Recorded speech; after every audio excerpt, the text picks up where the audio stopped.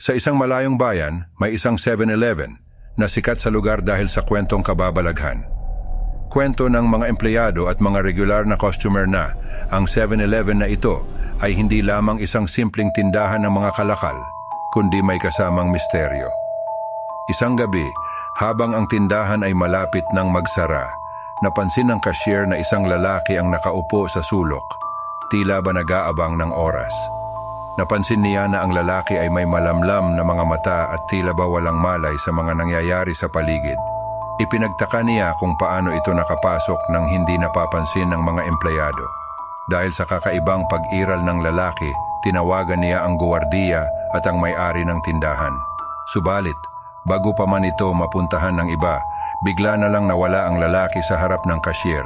Hindi ito gumalaw, hindi ito umalis, ngunit parang isang anino na biglang naglaho. Ipinagtapat ng cashier ang kakaibang karanasan niya sa iba pang empleyado at mga customer at lahat sila ay nagkaroon ng kanilang sariling mga kwento tungkol sa misteryosong lalaki. Ilang gabi pagkatapos, muling nagparamdam ang lalaki ngunit sa ibang bahagi ng tindahan.